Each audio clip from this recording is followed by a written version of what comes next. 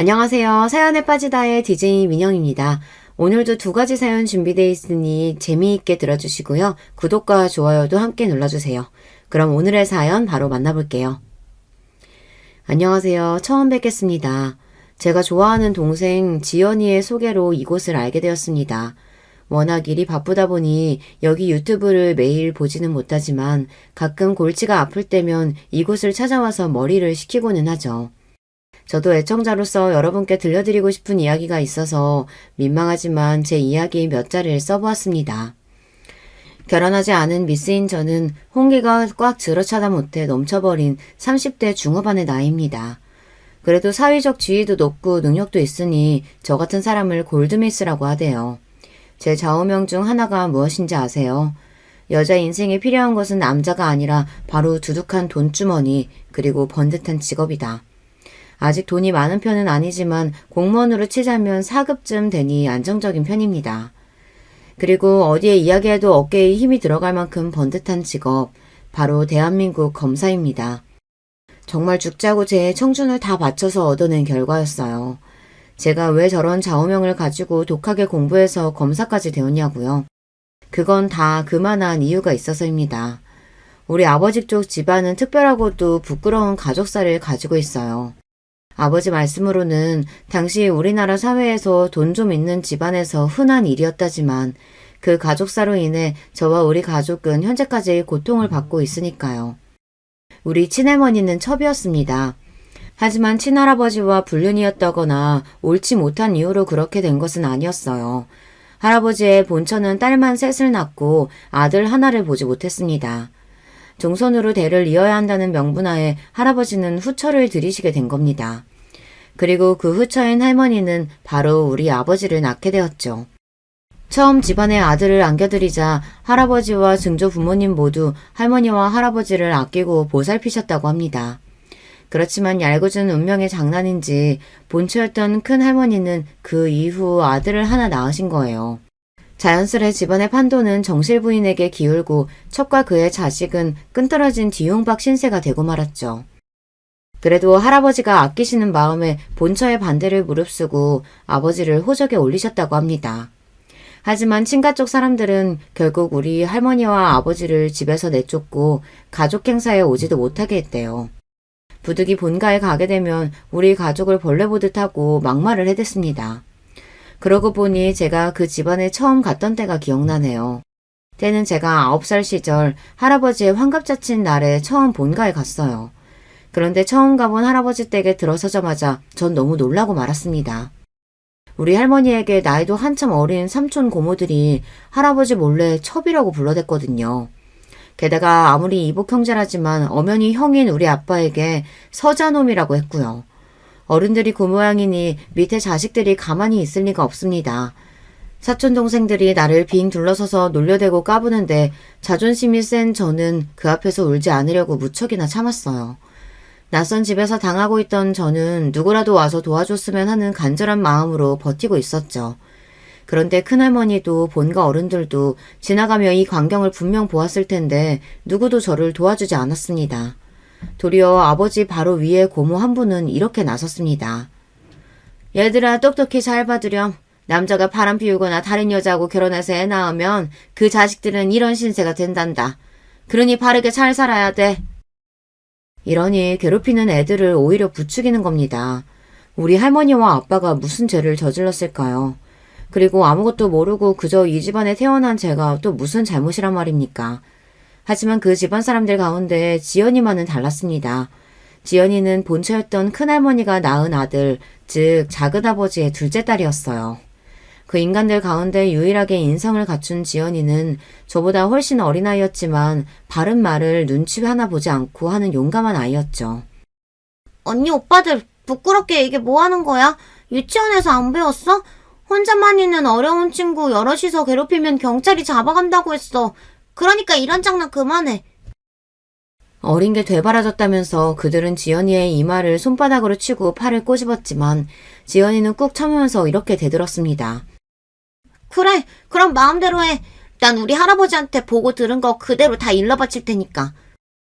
그렇게 지연이의 협박을 듣고 나서야 사촌들은 괴롭힘을 멈추고 어딘가로 숨어버렸습니다. 아이들이 사라지자 지연이는 저에게 사탕 하나를 내밀었어요. 언니, 이거 먹어. 처음 우리 집에 왔는데 많이 놀랐지. 그래도 울지 마. 어찌나 서러웠으면 한참이나 어린 동생 앞에서 전 눈물을 보이고야 말았어요. 그 뒤로 지연이는 제 옆에 찰싹 붙어서 집안 구석구석 소개도 하고 저와 노는 게 재밌다며 계속 옆을 지켜주었습니다.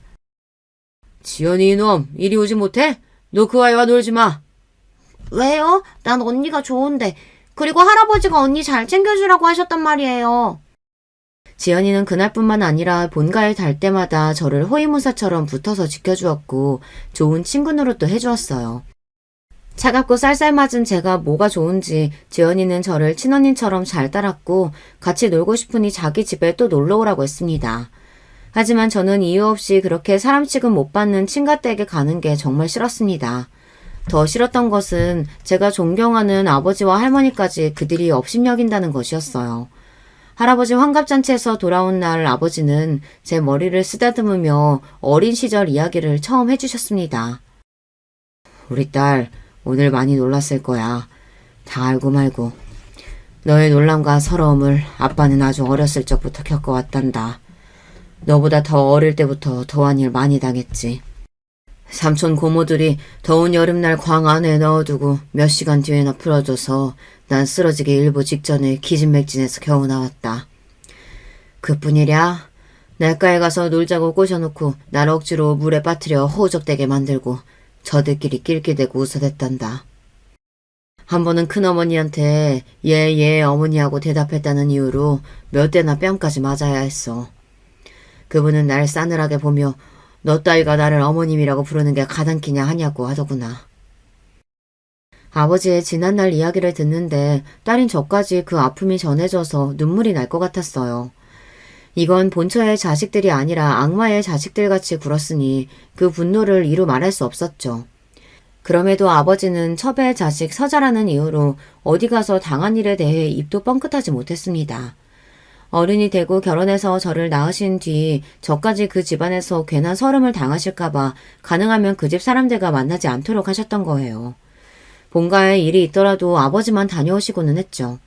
하지만 할아버지 환갑잔치처럼 모든 가족이 모여야 하는 날은 어김없이 저까지 동원해야 했고 저 역시 아버지가 평생 당했을 그 억울함을 똑같이 느끼고 말았습니다. 이런 집안꼴을 보고 자란 제가 어떻게 남자를 좋아하고 결혼하고 싶겠어요. 첩의 자식이라는 오명이 대를 잇는 이 지독한 굴레에서 행여나 제 자식도 똑같은 일을 겪게 될까봐 두려웠습니다. 만약 제 자식이 선대의 일로 인해 내가 당했던 고통과 아픔을 당할지도 모른다는 생각에 결혼 생각을 접고 말았죠. 그리고 우리를 무시하는 본가 사람들 앞에서 성공한 모습으로 떳떳하게 나서고 싶었습니다. 자연스레 출세와 사회적 성공이 제 목표가 되었고 지금의 비혼주의에 이르게 된 것입니다. 사회적으로 성공하는 길은 다양했지만 전 그중에서도 법조인을 꿈꾸게 되었어요. 그리고 이 선택의 계기는 바로 할아버지의 장례식으로부터였죠. 할머니는 이미 세상을 뜨셨고 할머니 장례식에 본가 사람들 중 찾아온 사람은 오직 지연이와 남편이었던 할아버지뿐이었습니다. 첩으로 모진 세월을 살다가 가신 할머니가 돌아가신 지 2년 만에 할아버지까지 저 세상으로 가버리셨습니다. 그렇게 친할아버지의 부고를 받고 모든 가족이 오랜만에 모였죠.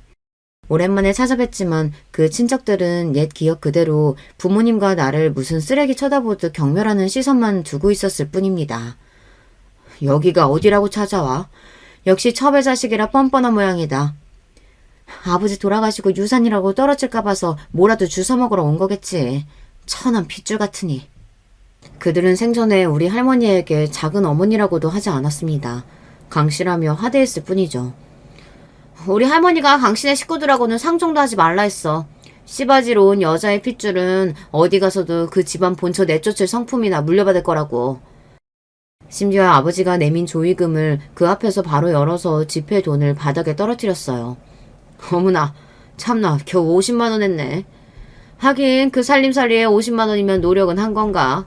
돈이 없으면 염치라도 있던가. 어디 가서 구워오든가 했어야지. 자기 아버지 장례식에 50만 원이 뭐야. 우리 아버지도 분명한 할아버지의 자식이었습니다. 하지만 그들은 상주 옷도 주지 않고 상주 자리에서 멀찍이 떨어져 있으라고 했어요. 그 자리가 너무 불편하고 가시방석이라 아버지는 엄마와 저를 일찍 집에 보내셨습니다. 3일 내내 상주 취급도 못 받았지만 외로이 아버지만의 방식으로 자기 친부가 가시는 길을 끝까지 애도하셨습니다. 아버지가 저를 세상에 나오게 하셨을지언정 이 세상살이를 지옥으로 만드셨죠. 그거 아십니까?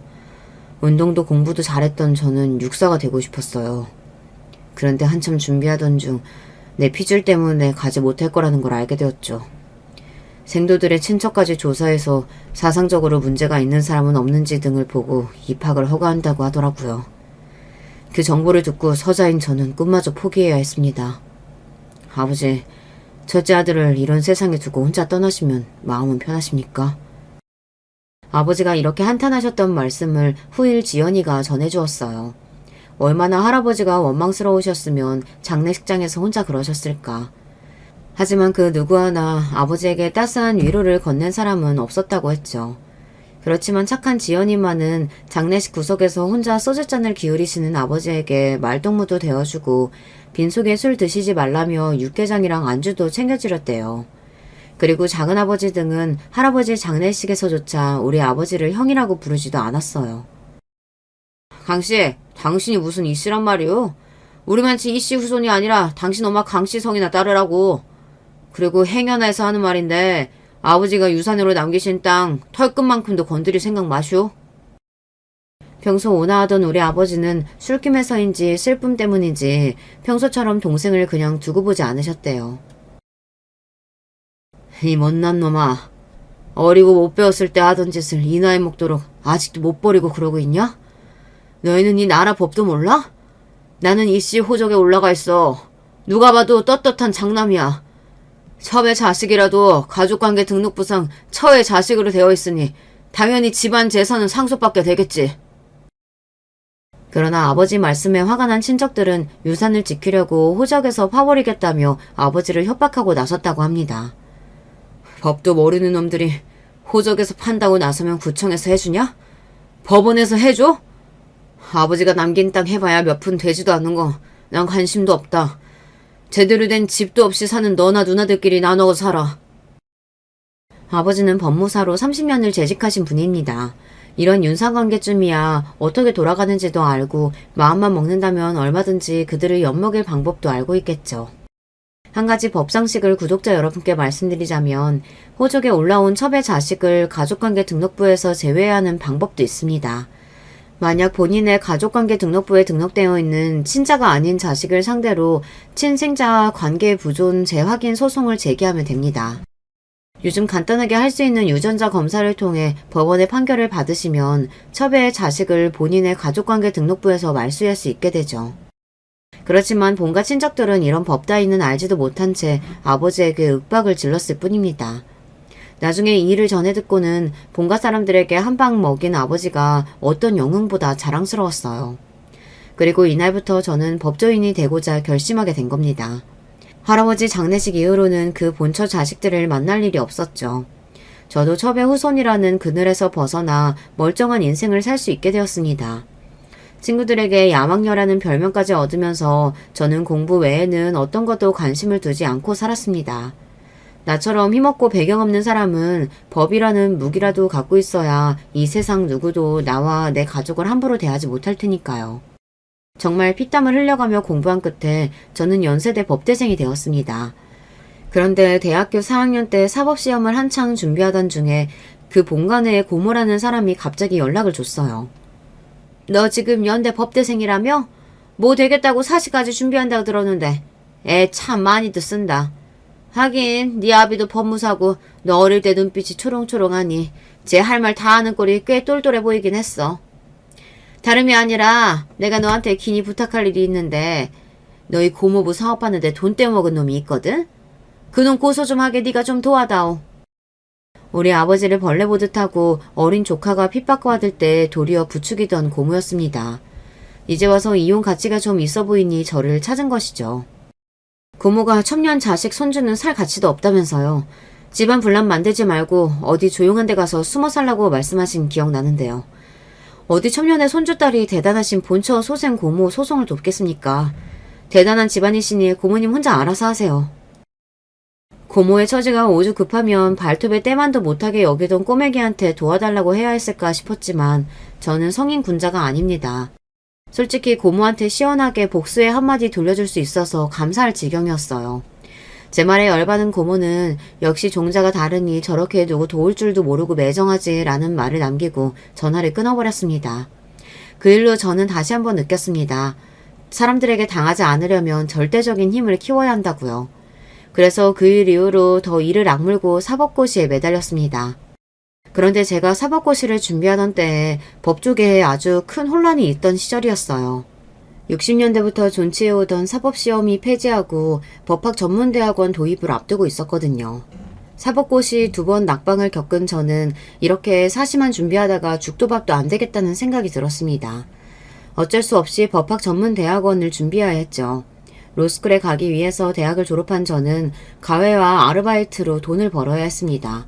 부모님이 도와주시겠다고 했지만 저 스스로의 힘으로 이루고 싶었어요. 학비를 마련하고도 밤에는 로스쿨 입학을 위한 법학 적성 시험을 준비했습니다. 준비하던 사법고시에 비하면 이 시험은 오히려 쉽게 느껴질 정도였어요. 그렇게 로스쿨이 입학을 허가한 첫 해에 합격했습니다. 3년의 대학원 생활 뒤 검사 임용에 지원하여 변호사 시험에 합격했죠. 그렇게 9년의 긴 여정 끝에 저는 검사가 된 것입니다. 편하고 돈 많이 버는 변호사가 아니라 왜 검사를 택했느냐고요. 아버지 친척들에게 여보란 듯이 제 모습을 보여주고 싶었거든요. 당신들이 무시하던 서자의 딸이 대한민국 검사가 되었다고 말이죠. 이렇듯 연애나 결혼을 포기한 채로 앞만 보고 달려온 저와 달리 지연이는 평범한 여자의 길에 들어섰습니다. 지연이는 27살의 젊은 나이에 대학 때부터 사귀던 남자친구와 일찍 결혼했어요. 저는 당시 이미 검사로 임용된 터라 친가 친척들에게 보여주려고 검사다운 검정 바지 정장 차림으로 당당히 결혼식장에 들어섰죠. 제가 검사가 된 소식을 들어서인지 예전처럼 사촌이나 어른들은 저에게 대놓고 뭐라고 하지 못했습니다. 다만 저들끼리 모여서 쑥덕거리고 저와 우리 가족을 본체만 채 했을 뿐이죠. 지연아, 결혼 정말 축하해. 너처럼 예쁜 신부는 또 처음 본다. 언니답지 않게 웬 칭찬을? 이게 다 화장빨이라오. 그나저나 우리 이쁜 언니 두고 나 먼저 시집가서 미안해. 나는 남자도 싫고 결혼도 싫고 범죄자들 처단하는 일에 내 인생 바칠 거야. 그러니 여자로서의 행복은 언니 못까지 네가 모두 느끼고 잘 살길 바랄게. 우리 언니 35 되기 전에는 면사포 쓴 모습 보고 싶은데 이 동생 소원도 좀 들어주라. 자기 결혼식에서도 시집 못 간 언니 걱정이나 하는 착한 아이였습니다. 그런 지연이에게 대용량 최진식 냉장고를 선물로 해주고 진심으로 결혼을 축하해 주었어요. 지연이는 결혼해서 건축 일을 하는 남편과 오순도순 신혼생활을 시작했습니다. 당시 저는 어느 지방으로 검사직을 발령받아 지연이와 자주 만날 수 없었죠. 간간히 문자나 전화하며 서로 소식을 듣고 있었을 뿐이었어요. 그러다가 휴가를 받은 저는 서울로 상경해서 오랜만에 지연이를 만나러 그 아이 신혼집에 갔어요. 현관 벨을 누르자 문을 열어주는 사람은 다름 아닌 사돈 어르신, 즉 지연이 시아버지셨습니다. 아, 안녕하세요. 제가 집을 잘못 찾아온 건 아니겠죠? 혹시 결혼식 때 한번 뵈었던 지연이 시아버님 되십니까? 내 며느리 이름이 지연이 맞소. 근데 댁은 누구시오? 아, 네. 전 지연이랑 친한 언니예요. 집에서 만나기로 했는데 아버님께서 어쩐 일로 여기에.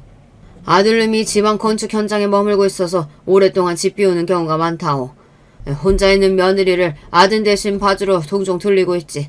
그럼 잘 놀다 가시오. 퉁명스럽게 말하고 가시는 저분에 대해 저는 익히 들어서 알고 있습니다. 원래 지연이는 착한 성품답게 뒤에서 남의 욕을 하거나 헐뜯는 아이는 아니에요. 그런데 언젠가부터 그런 지연이를 힘들게 만드는 장본인이 바로 저분이었거든요. 3년 전 결혼 준비로 한창이던 지연이가 상견례를 다녀와서 들려준 이야기가 기억납니다. 너도 알지? 우리나라에서 여자는 남편만 잘 만난다고 행복하게 사는 거 아니다. 내가 비록 네 친언니가 아니라서 직접 그분들을 보지는 못해서 안타깝지만 어떤 분들인지 어디 한번 얘기해봐. 시댁은 과천의 단독주택에 계시고 시아버님이 은행 퇴직 후에 사업하셔서 돈을 많이 모으셨다나 봐. 사실 상견례 자리 내내 자기 돈 자랑, 성공한 이야기 늘어놓았는데 너무 지루했지 뭐야.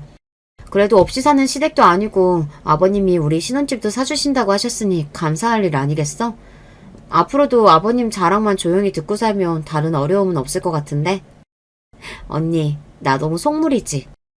이렇게 결혼 초반에는 시아버님이 좀 자랑을 떠벌리신다는 작은 문제 말고는 시어머님도 괜찮으시고 별다른 일 없이 잘 살고 있었어요.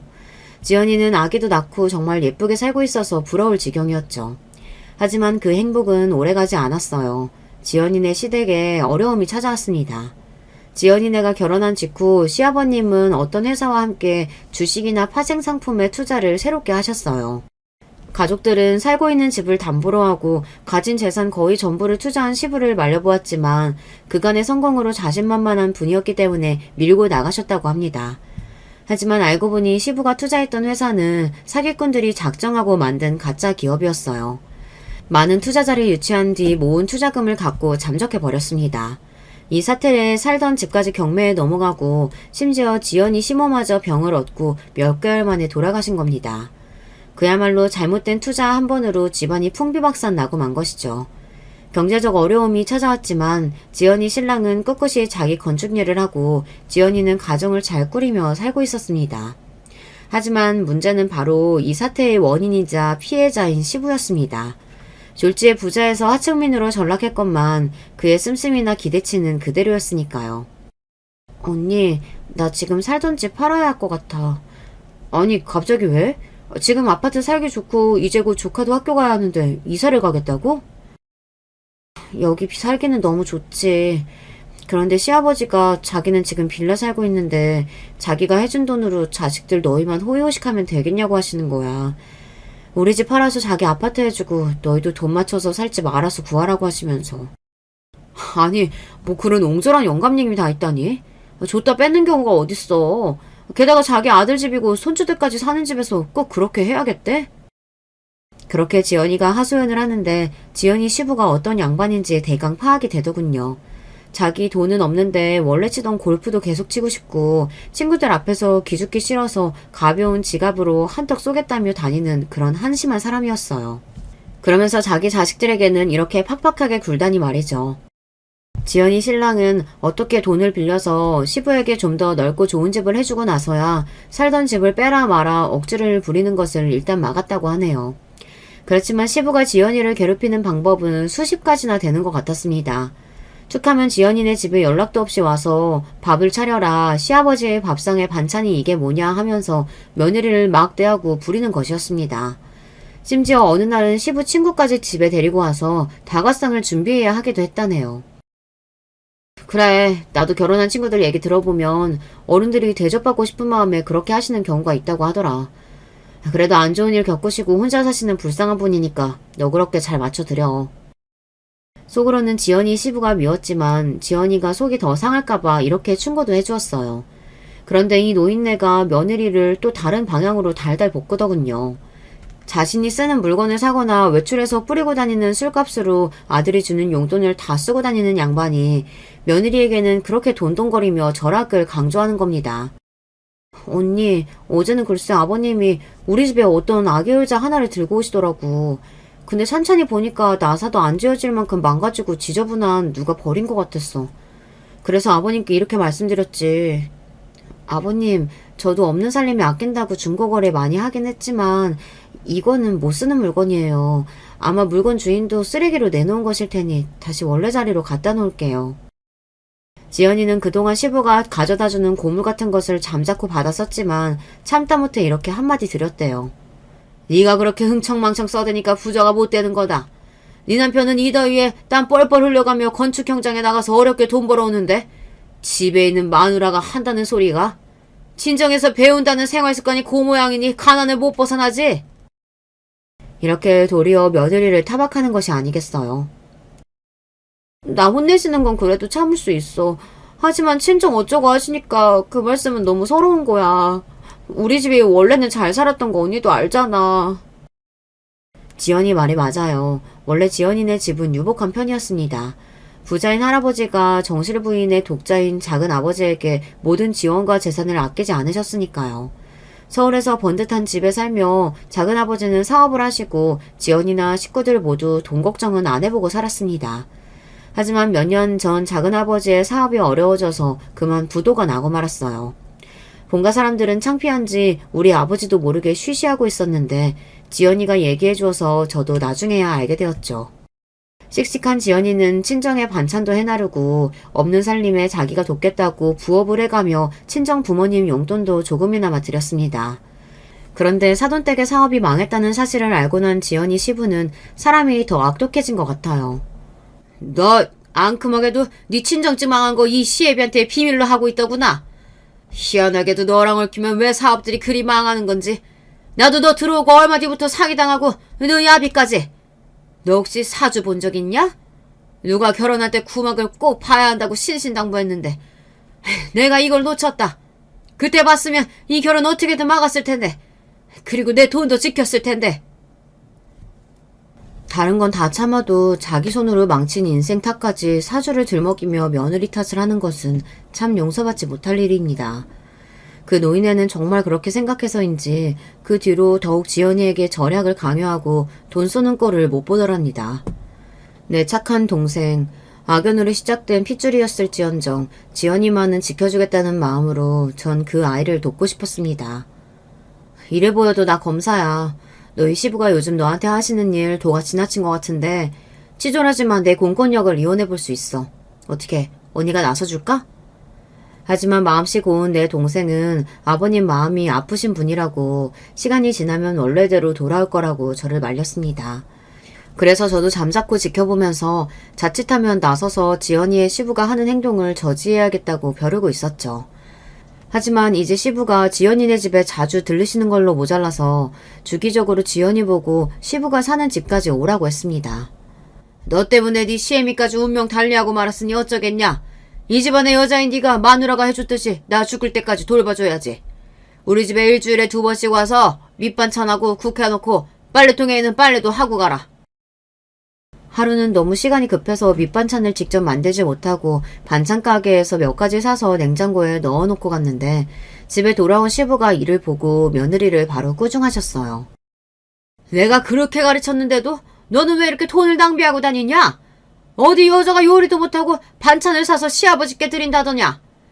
이렇게 사치 부리면 돈 못 모은다. 어휴, 다음부터는 손수 네가 다 반찬 만들어서 넣어라. 자취하고 사는 저도 가끔 반찬을 사 먹는데요. 요리 솜씨를 떠나서 직접 재료를 사서 하는 것보다 간단하게 사는 편이 오히려 낭비 없이 다 먹게 되고 절약도 되더라고요. 그런데 반찬 하나 산 것으로 무슨 사치라며 꼬장을 부리시는 건지 이해 불가였습니다. 이렇게 되지도 않는 구박을 받아서일까요? 지연이는 결국 병을 얻고 말았습니다. 지연이는 극심한 피로를 호소하고 입맛이 없어서 얼마 먹지도 않는데 체중만 불어나기 시작했거든요. 50kg도 될까 말까 하는 마르고 작은 아이가 2달 새에 65kg까지 늘었으니 말입니다. 이런 지연이를 두고 시부는 애가 팔자 편하게 지내니 피둥피둥 살이나 찌질하면서 더 부려먹으려고 들었어요. 걱정이 되었던 전 병원에 가보라고 말해봤지만 지연이는 병원비 때문에 고민만 하고 있었죠. 결국 여동생 남편에게 전화를 걸어 이 사실을 알렸습니다.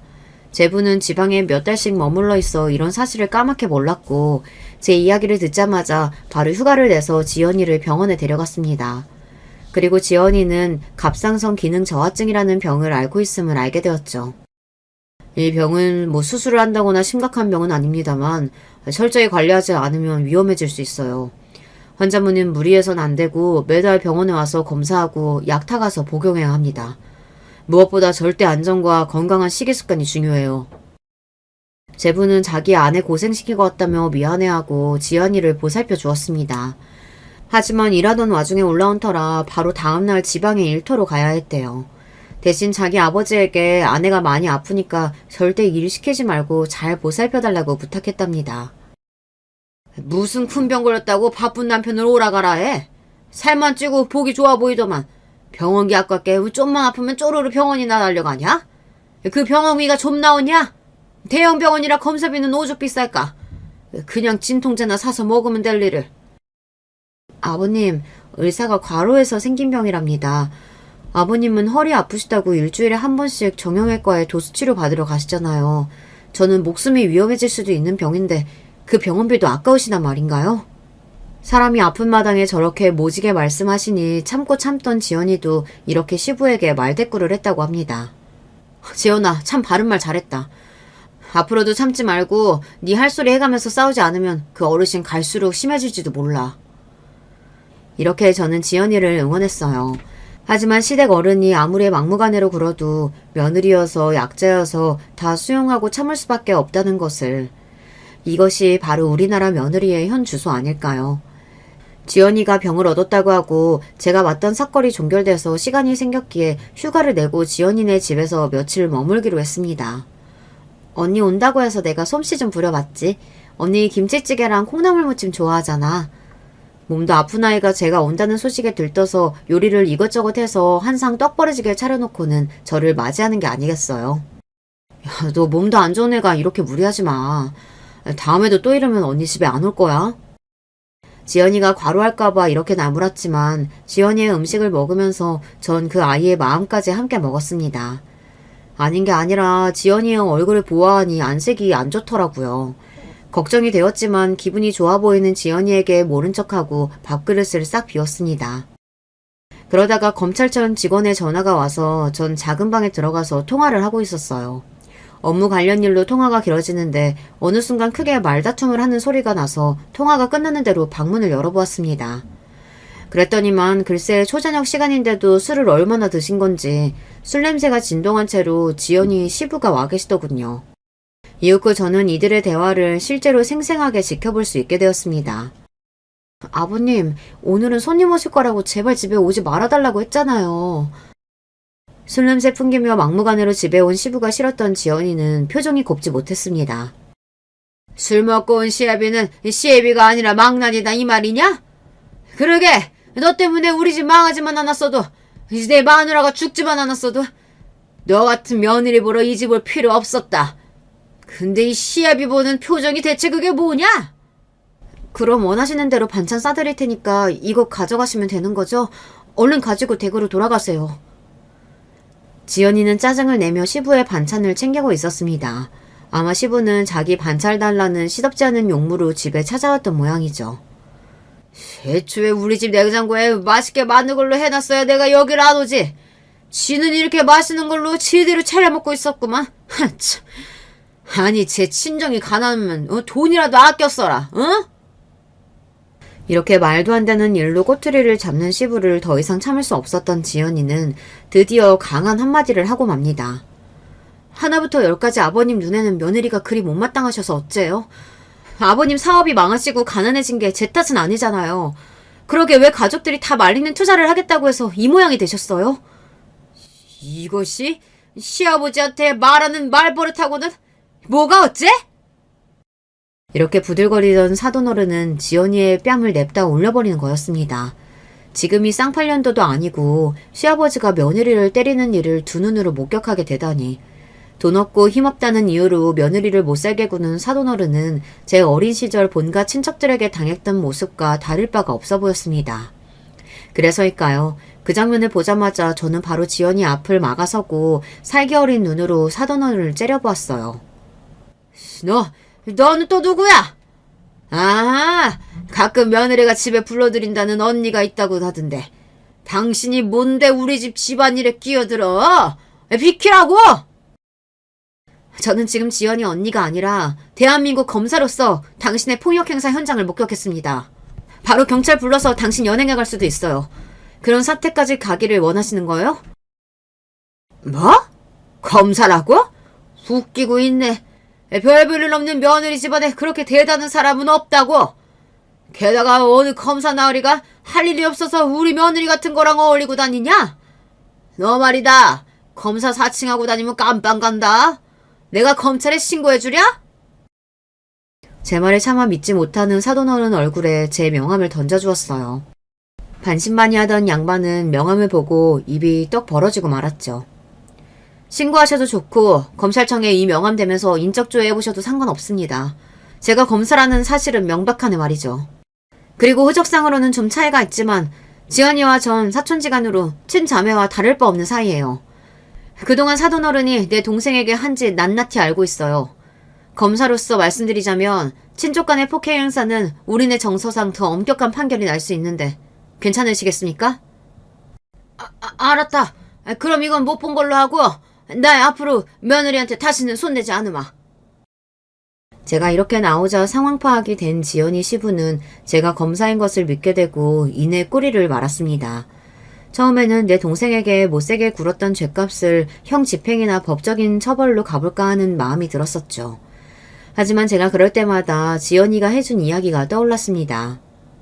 언니, 아무 잘못 없이 나를 괴롭히는 아버님이 나도 너무 미워. 그렇지만 사실 아버님이 무슨 죄를 저지른 건 아니잖아. 아버님도 원래부터 이런 분은 아니셨는데 사기 당하신 뒤로 사람이 저렇게 되고 말았어. 그러니까 언니가 혹시 우리 아버님을 좀 도와줄 수 없을까? 진짜 죄 지은 자들 찾아내서 벌 주고 싶어. 내 착한 동생은 도리어 이렇게 자기 시부를 도와달라고 했어요. 그 생각이 들자 저는 이 일 가지고 사람을 고쳐서 써보기로 마음을 돌렸습니다. 사돈 어르신께서 전에 유일한 회사에 걸려서 된통 당하고 온 재산 말아드셨죠?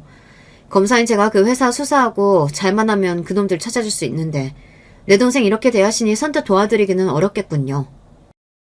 제 말에 사돈 어른은 귀신이라도 본 듯 눈을 번뜩이고 말았습니다. 그리고 빤빤하던 태도를 바로 고치고 제 앞에 납작 엎드리는 신용이라도 할 기세였어요. 사돈처녀, 내가 다 잘못했네.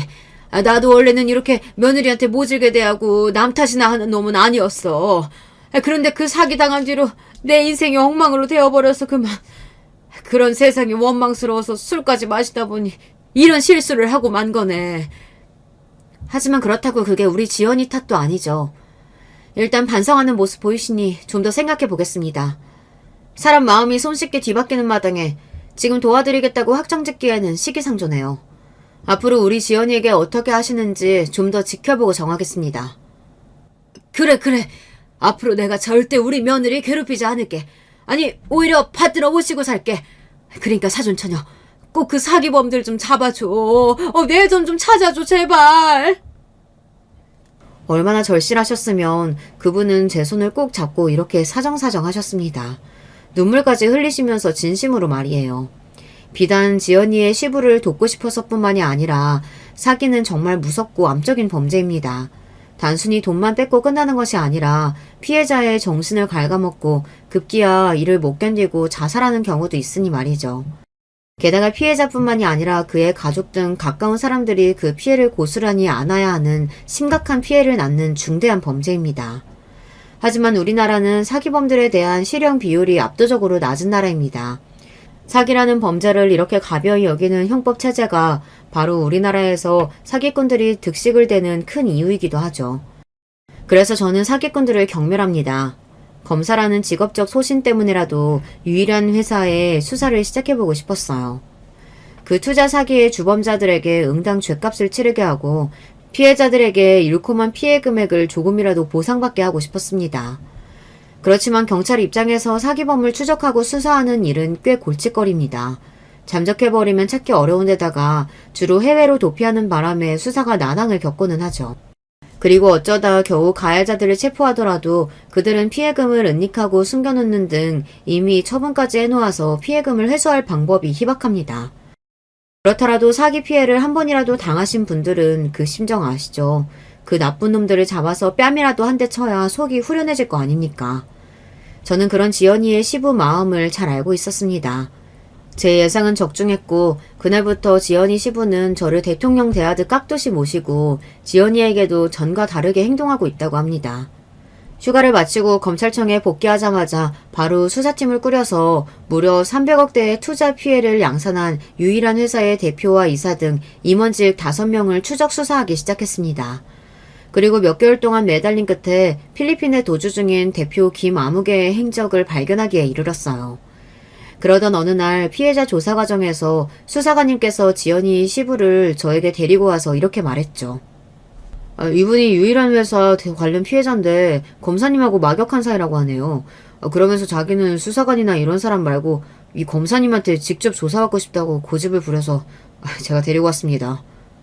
아이고, 우리 사돈처녀 여기서 보니까 또 색다르네요. 내 평생 검사백이 생길 줄은 어찌 알았겠나? 피해자 조사는 우리 수사관님에게 정권이 맡겨져 있어요. 이런 식으로 검찰 조직의 규율을 깨고 경거망동하시면 결코 원하시는 결과 얻지 못하실 텐데요. 피해자분은 수사관님 지시에 바로 따라주세요. 저는 검사로서 냉철하게 일침을 놓았습니다. 그리고 그분께 이런 경고의 말도 덧붙였죠. 요즘 지연이 통해서 어떻게 지내시는지 다 듣고 있습니다, 어르신. 그래도 많이 나아지셨다곤 하지만 진심으로 자기 며느리를 아끼시지 않으면 하늘에서도 아버님이 겪는 아픔을 알아주지 않을 거예요. 아, 그럼 요즘은 며느리에게 말도 조심하고 우리 아주 잘 지낸다네. 그러니 사돈처녀, 아니 검사님, 제발 내 돈만 찾아주게나. 절박하게 사돈어른은 사기꾼들이 벌 받는 것도 보고 자신의 피해 금액을 찾아달라고 몇 번이고 사정하셨습니다. 사돈어른 외에도 피해 입은 분들이 30여 명에 달했어요. 피해자분들을 위해 수사관님들 그리고 공조한 경찰과 열심히 뛴 결과 사기범 중 대표이사와 2명의 연루자를 잡게 되었죠. 검사인 제가 이제 남은 것은 그들에게 징역형을 선고하고 경찰들이 피해 금액을 회수할 수 있도록 협조하는 일이었습니다. 그런데 말입니다. 내 동생 가슴에 못 박았던 사람이라도 시아버지고 어른이니까 좋은 마음으로 제가 사기당했던 일도 도와드리겠다고 해준 거잖아요. 얼마든지 저의 힘을 발휘해서 벌을 내릴 수도 있지만 말입니다. 그런데 어디서 듣고 온 건지 수사가 마무리되는 과정에서 사돈어른이 저에게 이런 말씀을 하시더군요. 사돈 처녀가 우리 며느리랑 사촌지간이라고 하는데 좀 이상하더라고. 저는 상견례 자리에서 들은 이야기도 없었고 얼마 전 바깥사돈하고 통화하고 나서야 내가 딱 간파했지 뭐야. 사돈처녀 아비가 첩의 소생이라면서? 바깥사돈이 어찌나 검사님네 집안을 욕하는지 차마 그 앞에서 사돈처녀랑 며느리가 각별한 사이라고 말할 수가 없을 지경이더군. 생각지도 못한 우리 집안 이야기가 사돈어른 입에서 나오자 전 당황해서 말을 버벅거렸어요. 그래서요. 무슨 말씀이 하고 싶으신 겁니까? 저희 할머니 때의 일로 제가 뭐 부끄러워해야 한다는 이런 말씀인가요? 아니 뭐 그냥 그렇다고. 나도 그쪽 꿍꿍한 사정들 다 알게 됐으니 너무 검사랍시고 거만하게 굴지 않았으면 좋겠다. 뭐 그런 이야기지. 구독자 여러분들께서는 이처럼 경우 없는 상황을 어떻게 생각하십니까? 저는요, 솔직히 제가 피해자랍시고 도와드린 분이 제 과거를 걸고 넘어지니까 하던 일을 모두 손에서 놓고 싶은 심정이었습니다. 제가 검사를 달고 나서 본가 사람들조차 제 앞에서 대놓고 뭐라 한 적이 없는데 지연이 시부의 말을 듣고 나서 머리를 한 대 세게 맞은 기분이었어요. 은혜도 몰라보고 남의 약점을 가지고 뻔뻔스럽게 돌변하다니 우라가 치밀었습니다. 이런 분을 위해서 그래도 제 직업적 소신을 다해서 끝까지 도와드려야 할지 아니면 도움 따위는 집어치우고 우리 지연이 괴롭히거나 하면 도리어 벌을 내려야 할지 고민하게 되었습니다. 법도 알고 세상 이치도 배우고 있는 입장이지만 아직 저에게 이런 인간관계는 물음표 투성이네요. 우리 아버지나 가족들에게 이야기하면 괜한 상처를 들쑤실까봐 여기 이렇게 유튜브에 제 마음을 풀어보고자 합니다. 그리고 이 문제에 대해 여러분께서 생각하시는 바가 있다면 동영상 댓글로 남겨주시기 바랍니다. 지연이네 일을 겪으면서 결혼에 대한 제 생각도 갈대처럼 왔다 갔다 하고 있어요. 지연이 신랑은 참 좋은 남자이고 자기 아내와 아이에게 잘해주는 사람입니다. 그렇지만 결혼이라는 제도하에 엮이게 되는 시부가 저런 사람이다 보니 과연 여자에게 결혼이란 득일지 실인지 알 수가 없겠더군요. 그렇지만 저도 나이가 들다 보니 제 짝을 만나서 행복하게 살아보는 삶도 꿈꾸고 있어요. 그냥 스쳐 지나가는 생각이 아니라요. 제가 처음으로 이런 생각을 하게 만든 사람이 생겼기 때문이에요. 최근 임용된 신임 검사 중에 저보다 3살 아래인 후배놈이 요즘 그렇게 저를 쫓아다닙니다. 선배, 어차피 인생은 도박 아닙니까? 저 믿고 딱 3개월만 사귀어보고 괜찮은 놈이다 싶으면 바로 연말쯤에 결혼하시죠. 무서운 검사 선배의 누나인 저에게 이렇게 저돌적으로 구애하는 녀석입니다. 저도 인간적으로 또 남자로서 이 친구가 싫지 않습니다. 딱 눈 감고 한 번쯤 사귀어보고도 싶은데 그러다가 잘못되면 사내 연애도 망하고 검찰청에 제 위신도 떨어지고 그래서 이를 두고 고민하고 있어요. 결혼 반대주의자의 연애도 생각할까 말까 했던 저인데 나이가 차서 아쉬운 마음에 이러는지도 모르겠습니다. 그렇지만 이 정도 나이가 되면 사실 남자를 새로 만나거나 연애할 기회는 거의 없어요. 저에게 찾아온 이 낯선 기회를 잡아야 할지 두려운 마음에 포기해야 할지 이 문제로도 저는 요즘 골치가 아프답니다. 그래서인지 요사이 더 자주 여기 유튜브를 찾게 되는 이유인지도 모르겠군요. 어쨌든 제 복잡한 집안사부터 현재의 고민까지 저라는 사람의 모든 것을 낱낱이 적어보았습니다. 검사라는 양반도 별거 없다 하고 생각하실지 모르겠지만 그래도 제 일 하나는 제대로 하고 나쁜 놈들 열심히 벌 주고 있을 테니까요. 구독자 여러분들은 안심하고 지내시면 됩니다. 그럼 저는 여기서 마무리 인사드리겠습니다. 제 영상 시청해주신 모든 분들의 건승을 기원드리며 안녕히 계세요. 안녕하세요. 저는 서울에 살고 있는 30대 여자입니다. 본래 결혼 생각이 없던 제가 어쩌다가 결혼도 했고 그 뒤로 참 많은 일들을 겪었어요.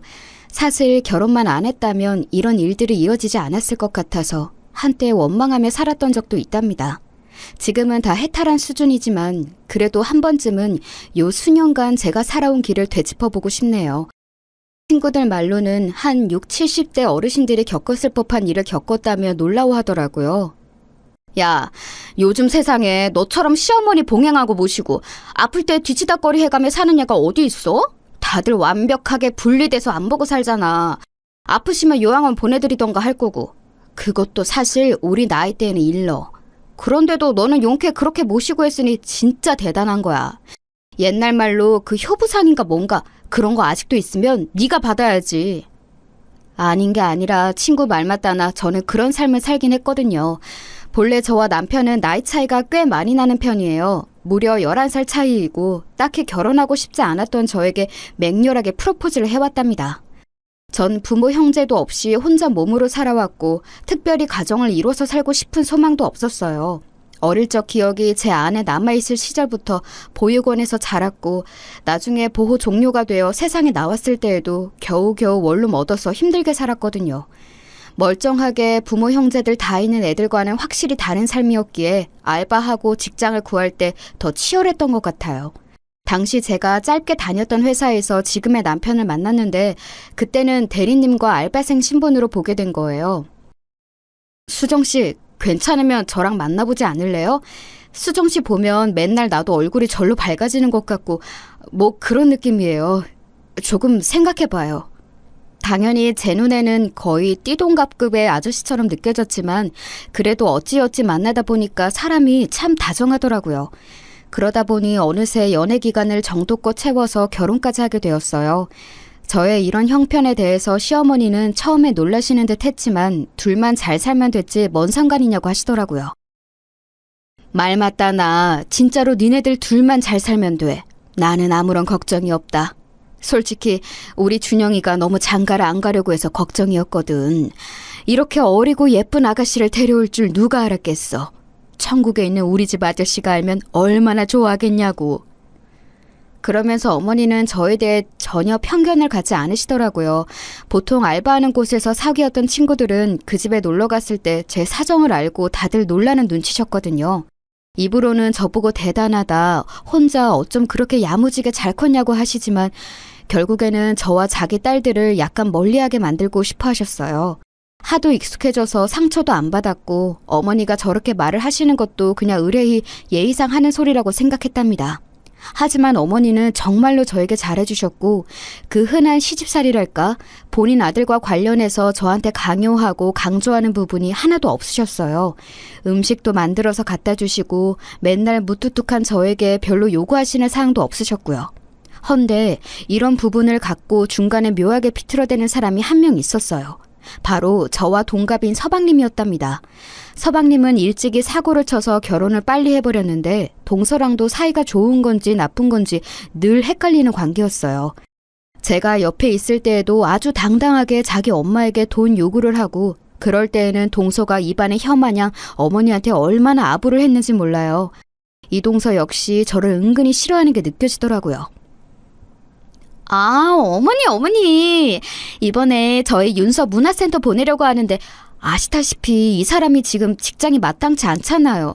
매달 돈이 꽤 들어갈 것 같은데 계속 배달이나 하고 있고 친구들이랑 놀러 다니니 미치겠어요. 어머니께서 조금 보태주시면 안 될까요? 이러면서 아부 섞인 강요를 하고 어머니는 못내 답답하다는 얼굴로 계좌번호를 묻곤 하셨답니다. 그러면서 이 둘은 가끔 시댁에 와서 다 같이 밥 먹을 때 얼마나 퍼질러 있는지 몰라요. 서방님은 제가 자기랑 동갑인 걸 알면서도 늘 반존된 말을 하더라고요. 어이 형수, 저기 떡만둣국 좀 더 줘봐요. 우리 엄마가 끓인 거 기막히거든. 근데 이번에 너무 만두가 불었어. 확실히 젊은 사람이 들어와서 같이 하니까 영 시원치 않은 것 같아. 적당히 하고 얼른 더 데워서 내와봐요. 아까 먹다 남은 술도 같이 갖다 주고. 이러면서 지들은 손가락 안 하고 소파에 누워서는 뭘 갖고 오라 마라 하더라고요. 그나마 이럴 때 남편이 한 소리 크게 내지르니 눈치를 보더군요. 야, 이 자식아 일어나. 네 형수한테 뭔 말버릇이야? 먹고 싶으면 네가 떠다 먹어. 손이 없어 발이 없어 이 자식이? 누구 마누라를 부려먹으려고 해? 내가 재수씨한테 그러면 좋겠냐 너는? 남편은 잔뜩 날이 서서 버릇없는 본인 동생을 마구 야단쳤어요. 전 딱히 틀린 말은 아니라고 생각해서 국자도 그대로 땡강 내려놓고 자리로 왔고 서방님과 동서는 그런 저를 되게 고깝게 보는 거예요. 와, 형이 편들어준다고 지금 바로 땡강 내려놓고 뒤로 숨는 거예요? 그까짓 거 좀 떠다주면 어때서? 이 집 시집 왔으면 큰며느리 역할 제대로 해야죠. 아, 형 왜 그래 유치하게? 늦장 가서 완전히 눈이 삔 거야? 우리 엄마도 큰며느리고 맨날 하던 일 아냐. 나도 좀 받아보겠다는데 왜 형이 난리야? 하여간 서방님은 이렇게 대책 없는 시건방진 성격이었어요. 그런 와중에 부부 사이도 썩 좋은 게 아니고 툭하면 이번에야말로 이혼하겠다면서 칼바람이 불기도 하고 벼랑간 밤늦게 온 식구가 그 집까지 쫓아가게 되었던 적도 있거든요. 게다가 동서는 와중에 우리 부부 사이에 아기가 없는 걸 갖고 계속 은근히 긁어댔지만 저는 무시했어요. 이건 어머니랑 저만 자세히 알고 있는 내용인데 남편 건강 상태가 좋지 않았거든요. 결혼하고 좀 지나서 알게 되었는데 아마 신혼 초부터 급격히 몸이 안 좋아진 것 같아요. 피곤하다고 하고 얼굴 색도 나빠지고 하던 와중에 제가 봐도 좀 걱정스러워서 같이 건강검진을 받으러 갔었거든요. 하지만 뭐랄까 정말 마른 하늘의 날벼락 같은 소식을 듣게 된 거예요. 정말 조금도 마음의 준비가 안 되어 있던 저에게, 아니 사실 남편과 어머니 그 모두에게 청천벽력 같은 암 진단 내용을 알게 되었어요. 남편은 무척 괴로워했지만 시기가 너무 늦어버려서인지 어쩔 수 없이 짧은 시간 안에 빠르게 체념하는 법을 배워야 했답니다. 옆에서 지켜보는 저는 이 낯선 이별과 무서운 병의 무게감에 질려서 한동안은 아무런 일도 할 수 없었어요. 그중 가장 가슴이 미어지는 건 아마 어머니가 아니셨을까요? 준현아, 안 된다, 안 돼. 네 아버지도 일찍 가셨는데 세상에, 차라리 내가 가면 좋을 것을. 이게 무슨 일이냐. 안 돼. 안 된다고. 어머니는 본인 아들을 살리고자 할 수 있는 건 다 해보시고 약이란 약은 다 갖다 먹이시고 나중에 병색이 짙어진 본인 아들이 짜증을 내는데도 어떻게든 애를 쓰시더군요. 남편도 갈수록 저에게 잔 짜증을 내는 날들이 늘었지만 할 수 없단 생각이 들었어요. 밤마다 무섭다고 죽고 싶지 않다고 저를 와라 껴안던 남편을 보며 저 역시 우울감이 짙어져 갔어요. 그리고 얼마 되지 않아 크게 손을 써보고 노력해볼 시간도 주어지지 않은 채 저와 어머니는 각각의 소중한 사람을 잃게 되었어요. 저에겐 가장 처음으로 가족이 되어준 사람이자 어머니에게는 애틋하고 짠한 남편 같았던 아들인 그 사람, 그렇게 하늘로 떠나보내게 되었던 거예요. 사실 저와 나이 차이가 좀 있었을 뿐 그 사람은 30대 중후반이었어요. 세상을 떠나기엔 너무 젊고 어린 나이였단 생각밖에 들지 않네요. 이때 자기 형이 투병을 하는 동안에도 그 망할 놈의 막내둥이인 서방님은 하루라도 사고를 안 치고 살 수는 없는 건지 부지런히 일거리들을 만들어냈어요. 제가 볼 때에는 이후 어머니가 치매에 걸리게 되신 건 아들을 일찍 보내버린 충격도 컸겠지만 쉴 새 없는 막내 아들의 사고 때문이 아닌가 싶어요. 당시 저는 남편 장례를 마치고 멀뚱히 그 집에 남아 앞으로 어떻게 해야 할지 도통 답이 나오지 않았는데요. 다시 생각해봐도 참 희한한 것 같아요. 어쩌다가 제가 어머니를 모시겠다는 그런 생각을 하게 되었던 걸까요?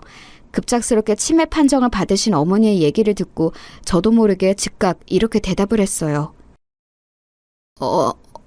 어머니, 저랑 같이 사셔요.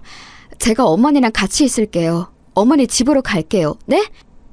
이 말에 무척 놀라셨던 어머니는 처음에는 아니라고 하셨어요. 아니야. 네가 무슨...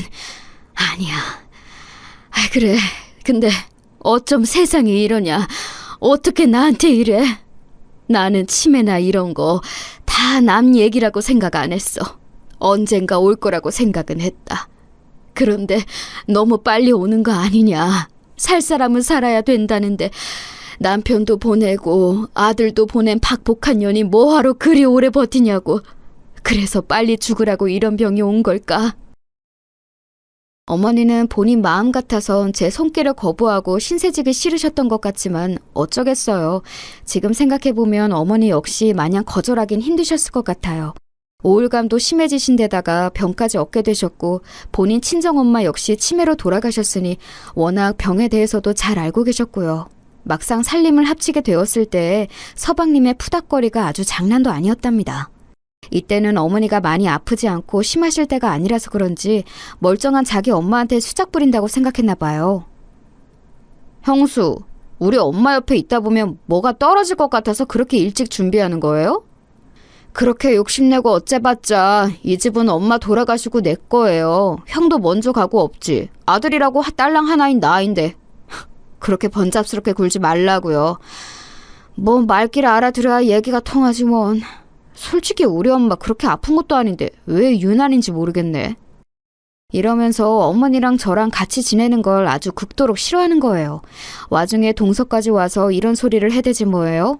이 말에는 어머니도 빠직하셔서 동서한테 엄청 화를 내셨어요. 형님, 아직 형님 젊으신데 저는 좀 이해가 안 돼요. 아주버님 돌아가시고 아직도 20대 중반인데 계속 그렇게 살 거 아니잖아요? 언젠가는 새로 재혼하시지 않겠어요? 나이도 어리고 젊은데 왜 굳이 이렇게 어머니 댁에 와서 무슨 요즘 시대에 복양을 한다는데 왜 같이 있는 거냐고요. 결국 이 부부 둘 다 하는 말뜻은 같은 거예요. 제가 돈을 노리고 어머니 곁에 있다는 뜻인 것 같았어요. 이 말에 어머니는 마구 화를 내시면서 쫓아내셨답니다. 야, 시끄럽다. 그렇게 걱정되면 니들이 들어와서 살던가. 또 그건 싫으면서 이렇게 와서 밤낮으로 니네 엄마랑 같이 있는 형수한테 그따위로 말해. 다 보기 싫으니까 나가! 썩 나가라고! 어머니는 이렇게 쫓아내신 이후에 몸이 안 좋으신지 계속 누워 계셨어요. 치매를 앓는 어르신들이 종일 다 처져 있는 것도 아니고 게다가 어머니는 초중기이신데 너무 힘들어하시더라고요. 아마 마음속으로 화병이 짙어지셔서 더 그러신 것 같아요. 아들 보낸 게 얼마나 한이 되셨던지 저랑 있으면서 계속 핸드폰에 있는 아들 사진 보여달라고 하시고 동영상 찍은 것도 몇 번을 보시더라고요. 아마 비디오가 있던 시절이라면 다 늘어졌을 거라며 봐도 안 질린다고 화면을 붙잡고 우셨어요. 우리 아들, 우리 준현이 고생만 하다 가네. 느지막이 장가가서 이제 잘 사는 줄 알았더만 지 엄마밖에 모르는 우리 아들. 엄마를 데려가지 어째 네가 먼저 가냐. 어머니는 계속해서 목 놓아 우셨고 그러다가 지치시면 주무시고 시장하시면 식사를 하시고 그렇지 않으면 그냥 멍하니 소파에 앉아서 허공을 보실 때가 많았어요. 본래 어머니는 평소에 감정 표현도 그리 크지 않으신 분이었답니다. 말로는 본인이 딸이 없어서 그렇다 며느리가 있는 게 어색하다고 하셨는데 진짜 그런 것 같아요. 나중에 인지 능력이 안 좋아지셔서 저도 가끔 헷갈려 하시고 못 알아보시는데 끽해야 어머니랑 단둘이 산 게 몇 년 안 되는데도 그게 서운하더라고요. 아가씨는 누구예요? 여기는 어디고? 나는 아들이 있어요. 아들을 기다리고 있어요. 우리 아들 학교 갔지. 막내도 있다오. 더럽게 말을 안 들어 처먹어. 뭔가 어머니답지 않게 약간 말투가 험해진 게 느껴져서 어색했는데요. 그럼에도 불구하고 자꾸 헷갈리시고 깜빡하시는 모습을 보니 점점 혼자 계시게 할 수 없었어요. 이쯤 되니 저도 다니던 일들을 슬슬 조절해서 줄여야 했고 만약을 대비해서 어머니가 주신 생활비도 있고 해서 이걸로 반찬거리도 사고 세금도 내고 살림을 이래저래 했었어요. 그리고 꼭 잊을만 하면 서방님네 부부가 나타나서 시비를 걸더라고요. 형수, 우리 엄마가 형수한테 몇 푼 쥐어준 거 맞죠? 알고 있으니까 수작 부리지 말고 얼마 좀 떼줘요. 형수는 애가 없어서 모르겠지만 우리는 애 키우느라 돈 들어갈 때가 한두 군데가 아니에요. 본인이 지금 일개 간병인 입장이라는 거 알고 분수 꺾고 울라고요. 알아요? 솔직히 까놓고 말해봅시다. 우리 엄마한테 얼마나 받았어요? 네? 저도 말이 이렇게 가는 게 너무 불쾌해서 맞받아쳐서 따졌어요. 저 어머니한테 생활비 명목으로 받은 것밖에 없어요. 가계부까지 쓰지는 않았지만 체크카드 내역으로 돈 결제한 거 남아있으니까 얼마 받아서 어디 썼는지 한번 보시겠어요? 그리고 간병인이라니 그렇게 틀린 말도 아니지만 말씀이 너무 심하시네요. 제가 애지간하면 참으려고 했는데 서방님은 어머니한테 돈 얘기 아니면 볼 일이 없으세요? 그렇게 걱정되시면 모시고 사시면 되잖아요. 저는 언제든 나가라면 나갈 수 있어요. 그런데 동선에 애도 있고 계속 힘들다 안 된다 소리만 하셨잖아요. 그럼 어머니는 어디 계셔야 되는데요? 제가 평소 같지 않게 막 몰아붙여서 답을 하니 서방님도 처음엔 멍하다가 나중엔 또 인상을 쓰는 거예요. 그럼 그렇지 사람 안 변하고 참 한결같은 것 같아요. 저 보육원에 있을 때 돈에 눈 멀어서 맨날 원장님이랑 싸우던 선생님과 똑 닮았더라고요. 누가 뭐래요? 죽으나 사나 큰 며느리는 맞으니까 우리 엄마 잘 모셔요. 내가 궁금한 건 그 돌이란 거 한다치고 얼마나 엄마한테 뜯어먹는지 중간 확인하러 온 거라고요. 엄마 돌아가시면 설마 이 집에 딸이 틀고 앉을 생각 아니죠? 경고하는데 나 이미 엄마한테 유언장도 받아놓을 거예요. 꼴에 뭐 엄마 좀 모셨다고 집 전체 뜯어먹을 생각 추호도 하지 말라고요. 엄마가 준 생활비나 찔끔찔끔 정직하게 쓰고 말 안 통하는 노인네 등쳐먹다 걸리면 각오해요. 알았어요, 형수? 저에게 이따위 험악한 말을 퍼붓고 돌아서는 서방님네를 보며 일순간 얼마나 서럽고 눈물이 났는지 몰라요. 저도 사람인지라 감정이 있고 화가 날 수가 있고 혐오감과 같은 생각들이 나타날 수 있잖아요. 이때 솔직히 다 집어치우고 그냥 나가버릴까 죽이 되던 밥이 되던 지들끼리 알아서 하라고 할까 생각이 들더군요. 하지만 이날 서방님네가 찾아오기 전 어머니는 밤에 꽤 적잖은 사고를 치셨어요. 남들이 치매식이 길어지며 더 못 본 꼴을 본다고 했고 저도 없는 지식으로 나름 치매 관련 건강 정보나 유튜브를 보고 공부한 게 있는데요. 그래도 막상 눈앞에서 소변 실수를 하시는 걸 보니 멘탈이 흔들리더라고요. 본인이 실수하고 있는지도 모른 채 계속 허공만 보고 있는 어머니, 게다가 잠들어 있지도 않고 깨어 있으시니 어떻게 처리를 해야 할지 너무 난감했어요. 나도 참 대책 없이 이 길에 뛰어들었나 싶었고 단순히 살림하고 얼음 밥이나 차려드리고 목욕자리 봐드리는 걸로 끝나는 게 아닌데 은근 겁이 나더라고요.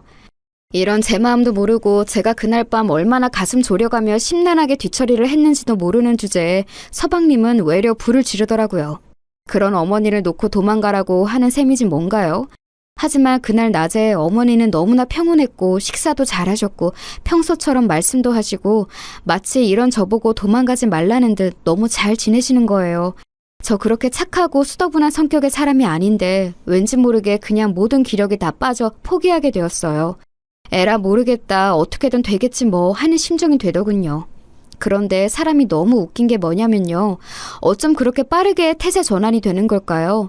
저는 이 당시 어머니를 보면서 정말 별 지저분한 꼴을 다 본 것 같아요. 치매를 앓고 계시는 어머니의 대소변을 받아내는 것은 언제나 익숙해지지 않고 힘들었지만 단연 이걸 갖고 지저분한 꼴을 봤다고 하는 건 아니에요. 제가 말하고 싶은 건 인간의 아주 지저분하고 음흉한 속내를 봤다는 거예요. 그렇게 졸렬하고 비열한 성질을 드러내는 것은 아마 다 예상하셨겠지만 바로 서방님네 부부였다는 거예요. 어머니를 모시는 것만으로도 충분히 힘들고 날 덥고 푹푹 찌고 장마가 이어지는 중에도 툭하면 집에서 아무렇게나 행동하시고 풀어져 버리시는 어머니를 보며 그 뒤치다거리가 너무 괴로웠어요. 그런 저를 틈틈이 간시함답시고 들락거리던 서방님네 부부는 정말로 자기 엄마의 심각한 사태를 눈으로 마주하고 나니 슬슬 태도가 변하는 거 있죠. 돈 갖고 으름장 놓고 윽박지를 때만 존댓말 하던 서방님이 완전히 태도를 바꾸어 낄낄거리면서 자기 엄마 잘 봐달라고 이죽거리는 거예요. 형수님, 역시 형수님만한 사람이 없어요. 우리 형이 하여간 사람 하나는 기똥차게 잘 본다니까. 그러니 형수님같이 바르고 신실하신 분이랑 결혼한 거 아니에요. 아무튼 간에 우리 엄마 잘 부탁드려요. 아우, 이 찌든 냄새. 이거 맨날 치우느라 형수님 장난 아니게 힘드시겠네. 아 여보, 당신 뭐해? 얼른 가서 형수님이 엄마 씻기는 거 도와드려. 나는 좀 들어가기 그렇잖아. 빨리! 이러면서 언제부터 제가 지 엄마 모시는 거 좋게 봤다고 이상하게 추켜 세우는 거예요. 동서도 잔뜩 일그러진 얼굴을 하고 있다가 일순간 확 펴더니 저 따라서 어머니를 욕조에서 씻기는 걸 도와준답시고 고무장갑을 끼더라고요. 하지만 그래놓고 곧 인내심을 잃었는지 아예 고개를 훅 돌려버리고 설렁설렁 씻다가 이러고 나가버리더군요. 형님, 저 전화 올 때가 있어서 잠깐만요. 잠깐 핸드폰 좀 보고 올게요. 이래놓고는 한참을 안 오는 거예요. 급기야는 제가 어머니를 다 씻기고 머리를 말리고 있을 때나 뛰어들어와서는 억지로 웃어가면서 급한 전화였다고 하더군요. 저도 나름의 험한 환경에서 자라왔기에 어느 정도 판단은 되었는데요. 이것들 막상 지 엄마가 정말 심각한 상태가 되어 대소변 못 가리고 다 뒤엎고 곱게 행동 안 하시는 걸 보더니 감당이 안 되는 거예요. 이런 상태의 엄마이자 시어머니를 감당할 자신이 전혀 없는 거죠. 그러니 여지껏 자기 엄마랑 같이 살던 저한테 모든 걸 떠넘기고 봐주는 동안에는 저를 잘 축혀 세워서 완전히 일임하게 하려는 속셈이었어요. 그 전에는 툭하면 꽤 으름장을 냈었거든요. 까짓것 우리도 맘만 먹으면 엄마랑 같이 살 생각이 있어요. 형수만 할 수 있는 거 아니야. 나대지 말라고. 어르신들 똥오줌 처리하는 거 그거 갖고 뭘 그렇게 유세를 부리냐고. 그리고 우리 엄마는 내가 잘 알지 형수가 잘하나? 엄마 그렇게 이상하게 나이 먹으실 분 아니라고요. 그니까 적당히 하다가 나가요. 알았어요? 이래놓고선 난장판이 된 집이며 마찬가지로 사나워지신 어머니를 쥐들이 눈으로 마주하니 엄두가 안 나는 거예요. 서둘러 도망치듯 나가버리지 않나. 하여간 그 후로는 잘 오지도 않더라고요. 가끔 짜증나는 톡 문자만 길게 남겨놨어요. 형수밖에 없어요. 우리 엄마 잘 모셔줘서 고마워요. 잘 부탁드립니다. 형도 고마워하고 엄마도 고마워하고 있을 거예요. 뭐 이런 식의 내용을 길게 남겨서 보내놓고 그래놓고 안심하는 것 같더라고요. 헌데 이 와중에 또 무슨 짓을 저질렀는지 한밤중에 전화가 걸려왔어요. 이번엔 서방님이 아닌 동서한테 전화가 걸려왔더라고요. 저 형님! 지금 이 사람이 사고를 쳐서 저희가 지금 수중에 돈이 없어요. 이유는 저도 잘 몰라요. 술 먹다가 시비가 붙었나 봐요. 저희요? 저희도 돈이... 아니 여유가 없다니까요? 형님 돈 있으시잖아요. 어머니가 챙겨주신 거 많으실 텐데 왜 이러세요? 형제끼리 돕고 살아야죠. 진짜 말인지 방구인지 알 수 없을 것 같은 소리만 짓거려대는 동서의 말을 듣고 저는 그마저도 몇백만 원을 떼어서 수습하라고 보내주었답니다. 다행히 어머니가 생활비 여부로 주신 게 조금 있었지만 그렇다 해도 그다지 여유 있진 않았어요. 아무튼 저도 점점 지쳐가고 나중에 어머니에게서 눈을 떼어서는 안 될 지경까지 가게 되니 많은 고민이 생기더라고요. 과연 내가 이렇게 계속 붙어있는 게 맞는 것일지도 잘 모르겠고 말이에요. 그러던 어느 날 저도 아직 이게 긴가민가 헷갈리지만 남편을 만나게 되었지 뭐예요. 물론 당연히 현실이 아니라 꿈 안에서 남편을 마주하게 되었어요. 제가 너무 힘들어하고 지쳐서 그리고 속으로 잠깐 남편을 원망했던 적이 있어서 그랬던 것일까요? 그런데 꿈속의 남편은 우리가 처음 데이트를 했던 회사 뒤쪽 놀이터에 그냥 앉아있더라고요. 그러면서 저를 슬픈 눈으로 응시를 하고 있는데 제 기분 탓인지 모르겠지만 무척 미안해하는 표정이었어요. 그런 꿈을 꾸고 나니 정말 딱 한 번 제 꿈에 그렇게 왔지만 마음이 참 무겁더라고요. 아무도 나를 알아주지 않고 다 외면하는 것 같고 나름의 패기를 갖고 시작했던 치매 어른 모시기의 한계를 느낄 때쯤 몹시 미안해하고 측은해하는 표정의 남편이 제 꿈에 나타났었어요. 그러고 나서 저는 며칠 걸려 다시 마음을 다잡았답니다. 그게 내 생각으로 인해서 나온 꿈일지언정 일단 시작을 했으면 끝을 봐보자. 이러다 죽기야 하겠어? 하는 생각으로 말이에요. 그래도 정말 남편이 내 진심을 안다면 그리고 이런 상황을 안다면 나에게 일말에 미안해하고 고마워하는 마음이 있겠지. 남편은 알아주겠지 하면서 몇 번이나 제 자신을 다독였어요. 그 뒤로도 혹독하게 저를 덮쳐오는 어머니와의 힘든 씨름의 날들을 지나곤 지나 급기야는 간병인이 오셔서 같이 도와야 하는 날이 찾아오고 말았어요. 하지만 그것도 잠시 간병인 분도 이렇게 말씀하시더라고요. 며느님, 아무래도 어머님 저 정도면 이제 우리 같은 사람들이 나설 일이 아니에요. 요양원에 들어가시는 게 맞을 것 같아요. 남편이 안 계신 거죠? 그럼 이 집 자식들이랑 얘기해 보시고 결정하는 게 좋겠어요. 나도 이렇게 지치는데 젊은 사람이 어째 지금까지 버텨왔대요. 아유, 안쓰러워라. 그만하고 요양원을 알아봐요. 저는 이제 더 나오기는 힘들겠어요. 이 말씀을 듣고 나니 그것도 틀린 말은 아닌 것 같더라고요.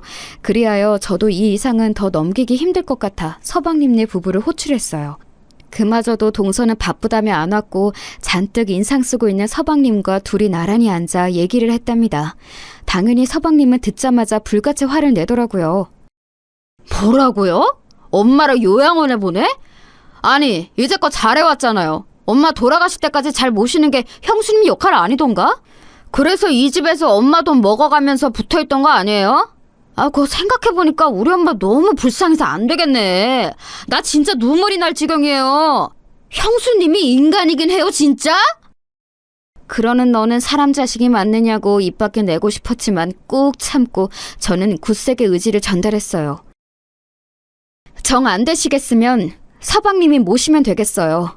저와 어머니 서로 너무 힘든 상황이고 저는 할 수 있을 만큼 했다고 생각해요. 그리고 돈이요? 필요하다면 얼마든지 어머니가 주신 생활비 쓴 내역 보여드릴 수 있어요. 그리고 그중 얼마 서방님 사고 친 대가로 들어갔다는 걸 본인도 아실 텐데요. 전 바라는 거 하나도 없어요. 이 집도 제가 들어앉을까 봐 겁나신다면서 제가 나가면 되는 거 아닌가요? 대가 무엇도 바라는 거 없고 이제 전문인에게 맡겨서 어머니도 좀 편해지시게 해드리고 싶을 뿐이라고요. 하지만 저의 강력한 의견에도 서방님은 회피하고 화만 마구 내더니 나가버렸고요. 이후로도 일방적으로 연락을 무시하고 받지 않더라고요. 속이 타오를 대로 타버린 저는 너무 지쳐서 스스로 알아보게 되었어요. 제가 자녀도 뭣도 아닌 직계도 아니지만 어쨌든 모시고 있는 입장에서 얼른 절차를 진행하는 게 낫겠더라고요. 하지만 등급은 어느 정도 나왔지만 저 외에 진짜 자녀인 서방님과 뭔가 증명할 길이 없으니 요양원에 보내드리는 것도 쉽지 않은 거예요. 인터넷으로 알아보니 그것도 어찌어찌 증명해서 입소시켜드릴 수 있다고 하는데 직계 자녀인 서방님이 아무런 동의도 뭣도 응해주질 않고 있어서 정말 미치겠더라고요. 동서조차도 연락을 무시하고 그렇게 감시하고 돈 뜯어낼 때에는 일부러 전화를 안 받으며 찾아오더니만 아예 그 둘은 제 앞에서 거의 잠적하다시피 사라져버렸어요. 애도 키운다는 것들이 어쩜 그 모양인지 저는 저도 모르게 서러움에 북받쳐 밤에 울기도 했었네요.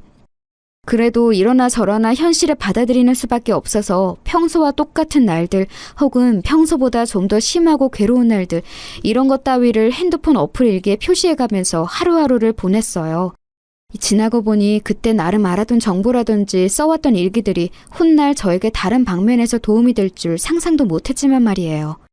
아무튼 어머니는 이후로 더 나빠졌으면 나빠졌지 호전이라는 단어는 감히 입에 담기도 힘든 상황이었어요.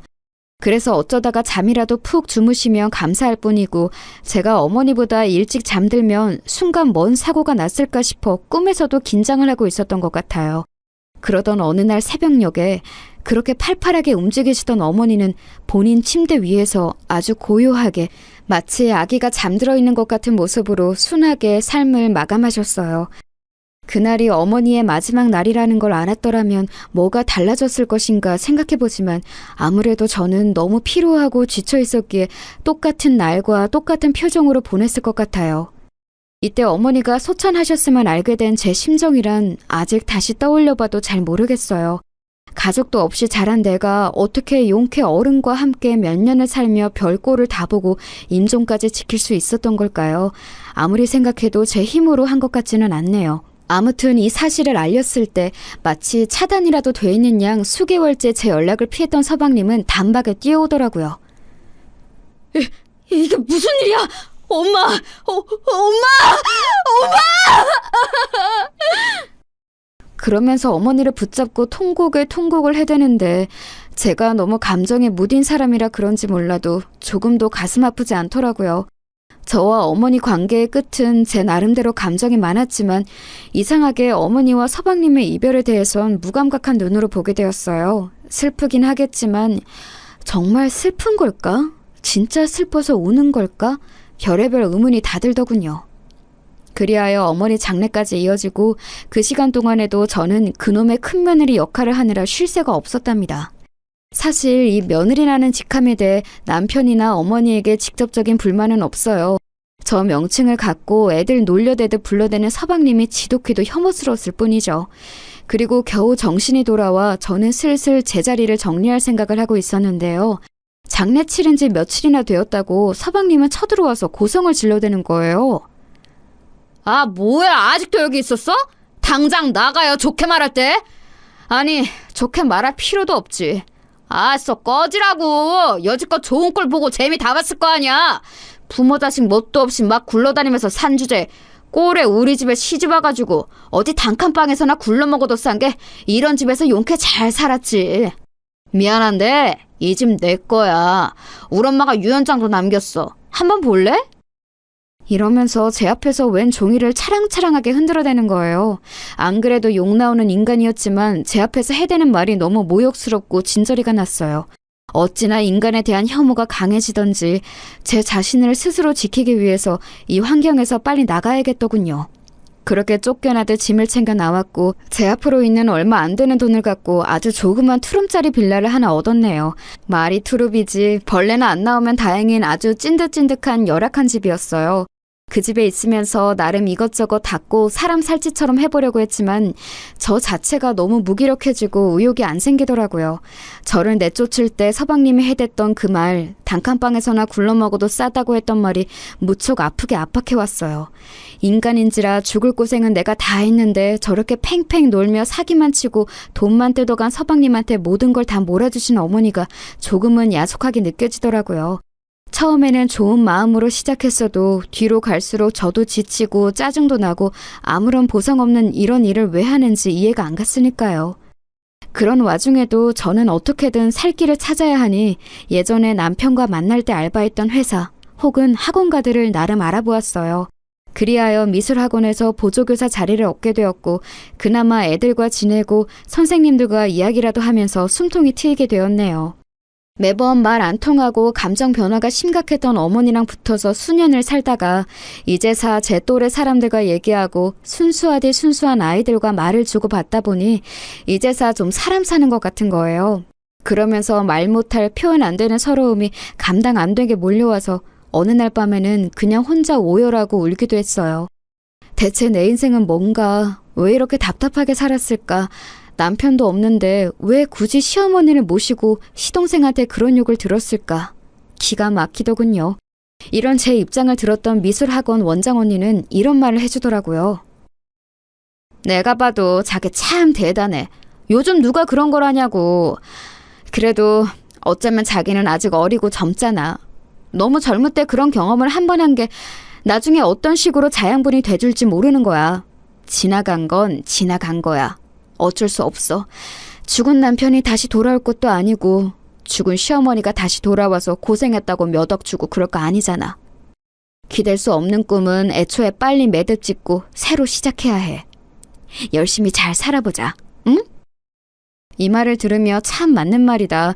그나마 가정도 있고 여러모로 생계활동도 하고 있고 저보다 훨씬 살아온 깜이 있는 사람이라 이런 좋은 말을 해주나 싶었답니다. 그런데 말이죠. 아마 이후로 제가 하는 말을 쉽게 믿기 힘드실 텐데요. 정말이지 믿을 수 없는 일이 제 앞에 일어나고 말았어요. 당연히 이 원장 언니도 처음에 믿지 않고 까무러칠 뻔했으나 이후에는 저를 발빠르게 도와주었답니다. 아주 고맙게 말이에요. 뭐? 와, 나 지금 듣고도 무슨 말인지 모르겠네. 한국말 맞잖아. 아니 근데 뭐 그런 일이 다 있어? 진짜야? 진짜야? 어디서? 아니 꿈에서? 아니 근데 세상에 꿈에서 나왔다고 해도 기가 막히네? 가만히 있지 말고 빨리 집에 가서 봐봐.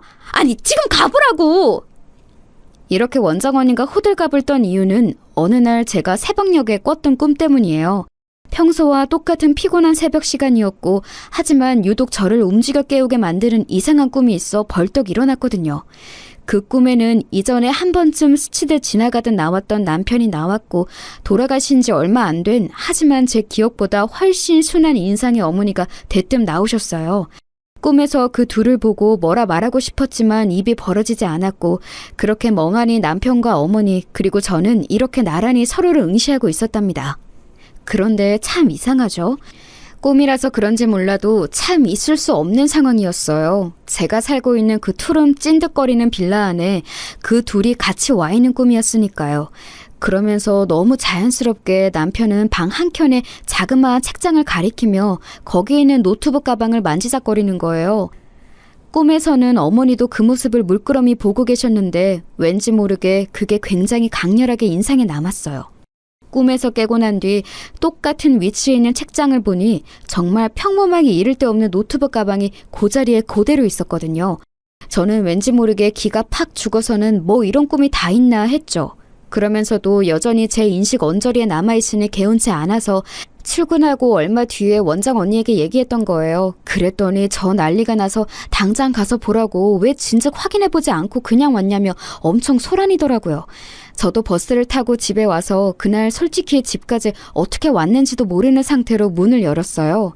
그리고 꿈에서 보았던 평범한 제 방에 책장 속 노트북 가방을 꺼내보았답니다. 이건 남편이 갖고 있던 노트북 가방인데 당시에 산지 얼마 안 되었던 거예요. 저 역시 컴맹이고 뭘 할 줄 모르지만 언젠가 쓸 일이 있을 것 같아서 남편 유품 중 소지한 것이랍니다. 남편 물건들 정리하면서 애지간한 건 다 비우고 정말 몇 가지만 갖고 있었고 그것 그대로 갖고 어머니 댁에 들어갔던 거예요. 그래서인지 저도 모르게 새삼 뭔가 묵직한 기분으로 그 가방을 건드리게 되더라고요. 그 전에는 한 번도 손댄 적이 없었어요. 아무튼 간만에 열어봤는데 손대지 않아서 아주 차가운 온도만 느껴지는 노트북 기기와 안쪽 주머니에 꼬깃 탄 서류들과 종이들이 몇 장 있었어요. 회의할 때 쓰고 꾸겨 넣어서 대충 정리하는 남편 스타일을 알기에 저도 그냥 꺼내어 아무 생각 없이 펼쳐보았는데요. 그 안에 접혀있던 서류들과 몇 장의 종이들 중에 제 눈에 꽤 낯선 글씨로 큼직하게 적혀있는 유언장이라고 한자 한자 떼어 적혀있는 것을 발견하게 된 거예요. 저도 모르게 히익 하는 소리가 입 밖으로 흘러나왔어요. 이게 뭘까요 대체? 전혀 보지도 듣지도 못했던, 아니 서방님이 그렇게 자기는 유언장이 있다고 설쳐대며 흔들거리던 게 있어서 그때 대충 봤지만 왜 유언장이라는 게 이 가방 안에 있는 거냐고요.